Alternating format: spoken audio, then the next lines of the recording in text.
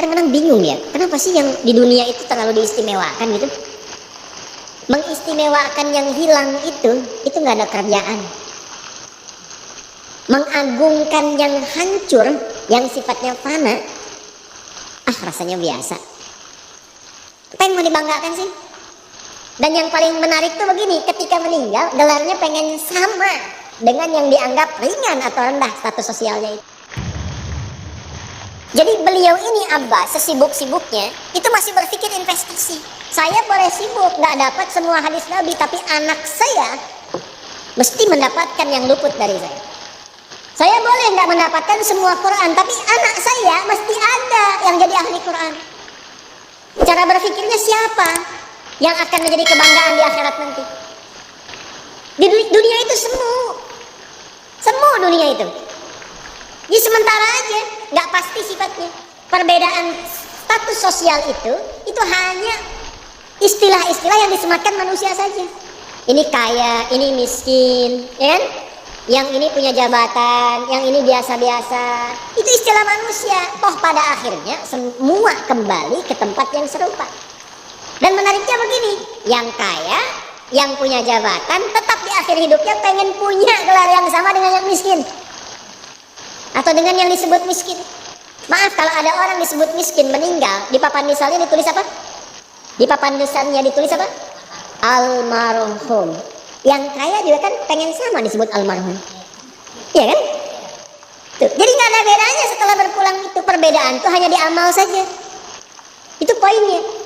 Maka kalau ada yang mengharapkan orang tua cita-cita membanggakan anak di dunia, boleh-boleh saja, tapi patut diingat itu sementara. Anda silahkan sekarang sekolahkan setinggi-tingginya, S1, S2, S3, S4, kerupuk 3, silahkan. Mau dalam negeri, luar negeri, mau di Nagreg, mau di California, mau di Chicago, di Chicago, di Singapura, silahkan. Itu pilihan. Tapi saya cuma mau katakan begini, itu sementara. Dan persaingannya tidak istimewa, karena janganpun Anda yang beriman, yang belum beriman pun bisa melakukan itu. Apa yang dikira yang hebat matematika itu anak Anda saja, anak orang lain pun bisa. Halo? Apa Anda kira yang jago fisika itu anak Anda saja yang beriman, yang belum beriman pun bisa? Ya. Jadi perlombaannya itu rata semua, dan gak ada yang istimewa. Kadang-kadang bingung ya, kenapa sih yang di dunia itu terlalu diistimewakan gitu?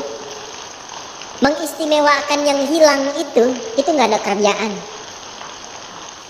Mengagungkan yang hancur, yang sifatnya fana, rasanya biasa. Apa yang mau dibanggakan sih?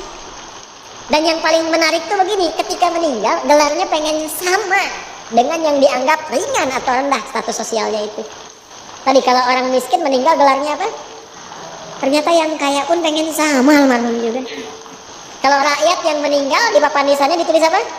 Almarhum. Ternyata pejabat juga pengen begitu, sama juga. Saya belum pernah dengar nanti kalau saya meninggal tulis gelarnya almaun ya. Gak ada. Tetap almarhum juga. Jelas ya? Nah, maka yang dipikirkan tuh perlombaan yang sejati itu begini. Perlombaan yang sejati itu adalah perlombaan untuk kehidupan yang abadi, yang gak fana lagi.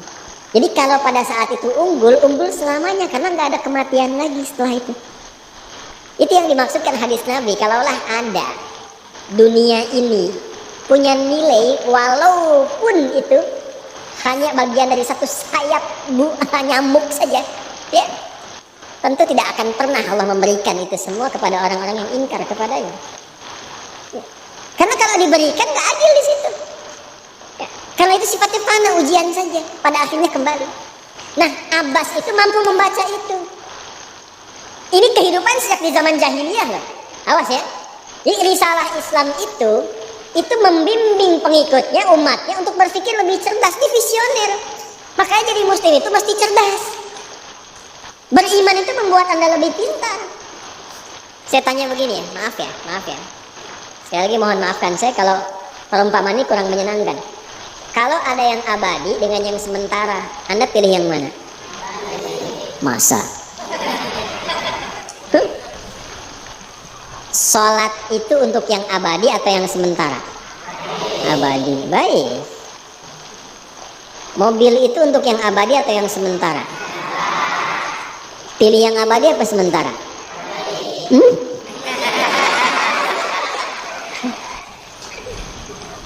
Di Kiai itu ada mobil Innova tuh. Siapa yang besok memilih tidak sholat subuh, pilihannya pilih Innova atau pilih sholat subuh? Yakin?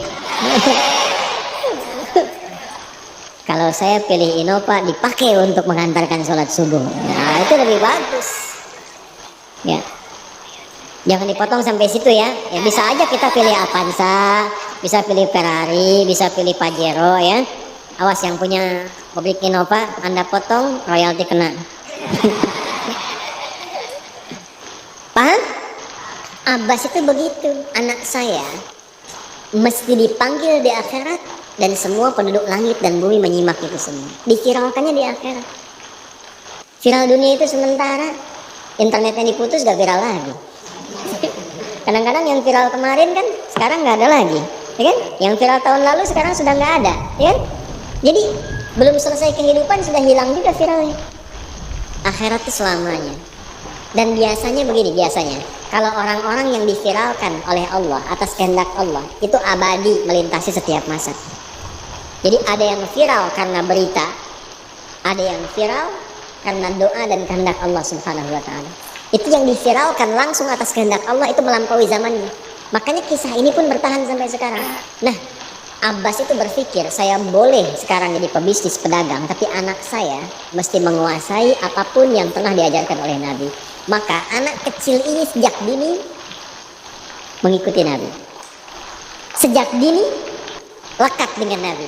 Maka ketika Nabi tidur pun itu ikut berkunjung karena keluarganya. Nah, inilah yang didapatkan oleh kita hadis tentang bangun tidur. Jadi hadis tentang bangun tidur itu diriwayatkan oleh anak kecil yang umurnya belum genap balik. Main-main ke rumah Rasulullah, ke rumah bibinya Sayyidah Maimunah, ingin tahu bagaimana cara bangun malamnya Nabi.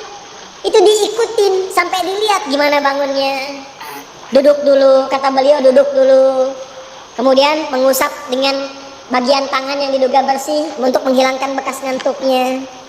Setelah itu membaca khawatimah surah Ali Imran. Kemudian thumma dhahaba ila syanin mu'allaqah, ke tempat tertutup, fatawadda, itu kan? Nah, itu ada semua rangkaiannya, itu ditemukan nanti di hadis riwayat Abu Daud, di Sunan Abu Daud. Nomor hadis 1367. Itu hadis tentang bangun tidur. Ya, cara bangun tidur sampai sholat malam. Masih ingat teman-teman kalau kita bermakmum begini dan ada imam satu dan sudah pasti satu imam. Oke? Makmum berapa? Satu boleh? Boleh. Dua boleh? Tiga boleh? Empat boleh? Jadi imam berapa? Makmum? Empat. Laki-laki imam makmum? Imam, baik, bagus ya. Nah, dan imam kan laki-laki. Kalau perempuan imam untuk perempuan kan? Laki-laki untuk perempuan dan untuk laki-laki. Fokus sini. Kalau satu begini, satu laki-laki, kemudian di belakang laki-laki. Ini kan posisinya boleh sejajar kan? Ya kan? Yang imam ini, makmum ini kan? Tadinya di belakang, tarik begini sejajar. Ini yang meriwayatkan anak kecil yang belum balik itu. Itu riwayat Ibnu Abbas. Satu paket. Termasuk sholat kemarin kan kita tarawih kan, sholat malam. Yang dua rakaat itu kan? Ya, sholat malam yang sampai 11 itu tambah khafifatain 2, itu riwayat ini. Yang sholat tahajud malam yang 11 rakaat tambah khafifatain 2, ini riwayat ini. Tutup dengan witir 1 rakaat. Itu anak kecil yang meriwayatkan. Dan tahukah Anda, sepeninggal Nabi Sallallahu Alaihi Wasallam, Abbas bapaknya ini hafal 200 hadis, anaknya Abdullah hafal 2000 hadis. Begitu caranya. Anda di sini ada yang diplomat, yang di kantor, yang taruhlah berdagang misalnya, ibu rumah tangga, ya, dan sebagainya. Boleh, nggak apa-apa. Saat ini kita mungkin belum maksimal, tapi jangan biarkan ada satu di antara anak keluarga kita yang tidak jadi kebanggaan belakang. Tolong ya, tolong pulang dari sini dilihat anak Allah titipkan kepada saya berapa anak. Tolong siapkan jadi kebanggaan akhirat. Satu aja jadi ahli Quran. Untuk pelita di rumah tuh, penghilang kesedihan, penghilang kegelisahan. mendatangkan semangat. Itu demi Allah saya katakan, gak ada yang paling indah kecuali saat ayah pulang ke rumah. Tiba kemudian dia melihat anaknya yang kecil sedang murajaah. Amma yatasaalun. Bahkan surah yang bapaknya sendiri belum hafal. Jangankan pulang ke rumah, Anda sedang mau rapat, dikirimi video anak Anda 3 tahun membaca surah Al-Ikhlas, itu hati tenang. Itulah Quran. Itulah Quran. Maka belajar dari Ibnu Abbas ini, apa yang terjadi ketika orang tua mampu memfasilitasi anaknya demikian, sekalipun orang tuanya tidak mencapai apa yang diraih oleh anak, tapi orang tua mewarisi setiap pahala yang dihasilkan dari anak itu. Karena itulah setiap hadis yang diriwayatkan oleh Abdullah kecil ini, Ibnu Abbas, maka semua doa tersambung bukan hanya untuk beliau tapi juga untuk keluarganya, untuk orang tuanya. Karena itu kalimatnya bukan radhiyallahu ta'ala anhu tapi anhuma, untuk Abdullah